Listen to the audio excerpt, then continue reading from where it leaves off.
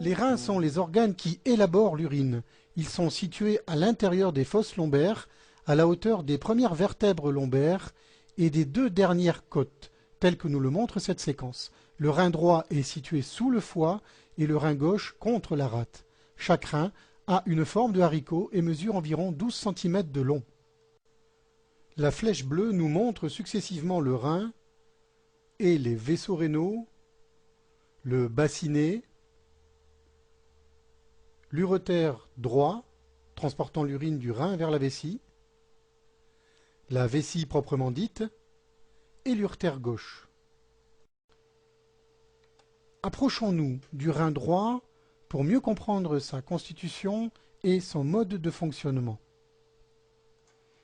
En le faisant pivoter sur lui-même, nous remarquons sa forme typique de haricot, surmontée d'un autre organe de coloration jaune-noir, ce sont les glandes surrénales. Sur cette image fixe, nous pouvons distinguer grâce à la petite flèche bleue le rein lui-même, avec sa capsule, les glandes surrénales dont nous venons de parler, l'artère rénale, la veine rénale et l'urétère dont nous avons parlé au début de l'animation. Pour mieux comprendre le fonctionnement du rein et l'élaboration de l'urine, il est nécessaire de pénétrer à l'intérieur de celui-ci. Pour cela, supprimons virtuellement la capsule rénale, ce qui nous permet de visualiser le parenchyme, c'est-à-dire l'intérieur du rein proprement dit, le lieu où s'élabore l'urine. Voici en détail l'anatomie interne d'un rein. Ceci est une pyramide rénale, appelée également pyramide de Malpighi. Voici maintenant une artère arciforme, une veine arciforme, une artère arciforme,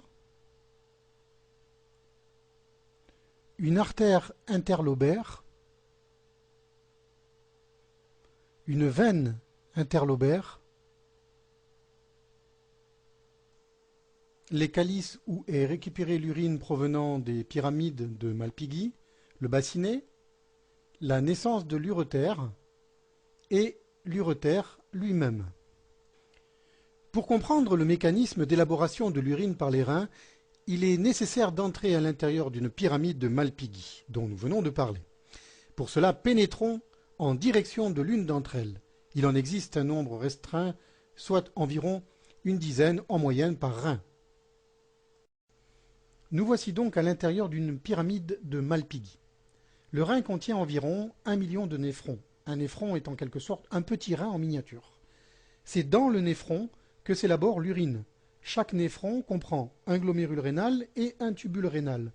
Nous allons revoir ces éléments en détail pour mieux comprendre la fabrication de l'urine par l'organisme humain. Cette partie de l'animation nous montre un glomérule rénal. Pour mieux comprendre son fonctionnement, il est nécessaire de l'ouvrir, ce qui nous permet de visualiser l'intérieur de celui-ci. Nous constatons qu'il est constitué d'un peloton de petites artères contenant du sang en provenance indirectement des artères rénales. Chaque contraction cardiaque, matérialisée par la flèche violette, permet au sang d'envahir ce glomérule rénal que nous voyons ici. En quelque sorte, le glomérule est perfusé par le sang qui est envoyé dans les vaisseaux et l'urine passe à travers de minuscules trous dans une membrane qui ressemble à un filtre que l'on appelle la capsule de Bowman. L'urine vient ensuite s'accumuler au fond du glomérule. Elle est prête à être évacuée. Un zoom sur le glomérule rénal va nous permettre de mieux comprendre le phénomène de la filtration. Nous voici au niveau de la capsule de Bowman.